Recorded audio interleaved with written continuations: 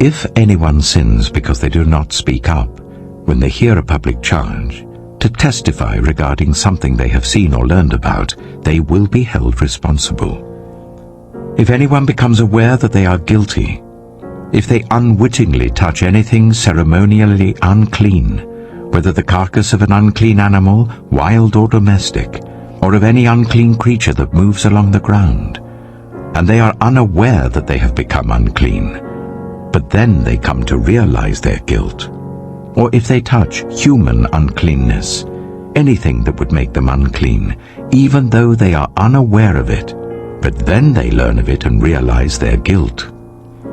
Or if anyone thoughtlessly takes an oath to do anything, whether good or evil, in any matter one might carelessly swear about, even though they are unaware of it, but then they learn of it and realize their guilt.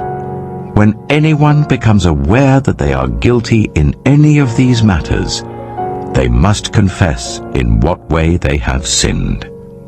As a penalty for the sin they have committed, they must bring to the Lord a female lamb or goat from the flock as a sin offering, and the priest shall make atonement for them for their sin.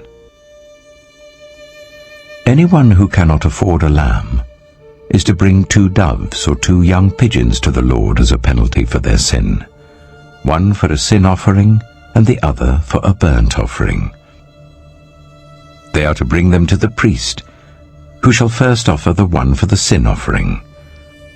He is to wring its head from its neck, not dividing it completely, and is to splash some of the blood of the sin offering against the side of the altar.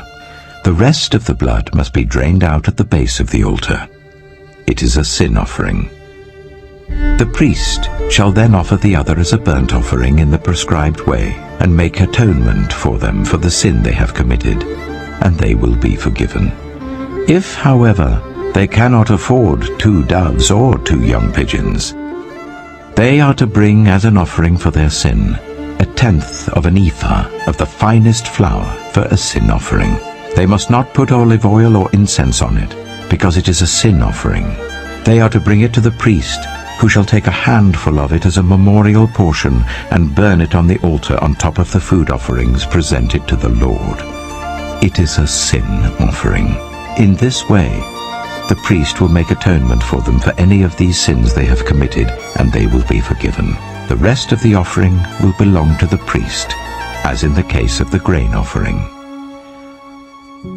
The Lord said to Moses, "When anyone is unfaithful to the Lord by sinning unintentionally in regard to any of the Lord's holy things, they are to bring to the Lord as a penalty a ram from the flock, one without defect and of the proper value in silver according to the sanctuary shekel. It is a guilt offering. They must make restitution for what they have failed to do in regard to the holy things, pay an additional penalty of 1/5 of its value, and give it all to the priest. The priest will make atonement for them with the ram as a guilt offering, and they will be forgiven. If anyone sins and does what is forbidden in any of the Lord's commands, even though they do not know it, they are guilty and will be held responsible. They are to bring to the priest as a guilt offering a ram from the flock, one without defect and of the proper value. In this way the priest will make atonement for them for the wrong they have committed unintentionally, and they will be forgiven. It is a guilt offering.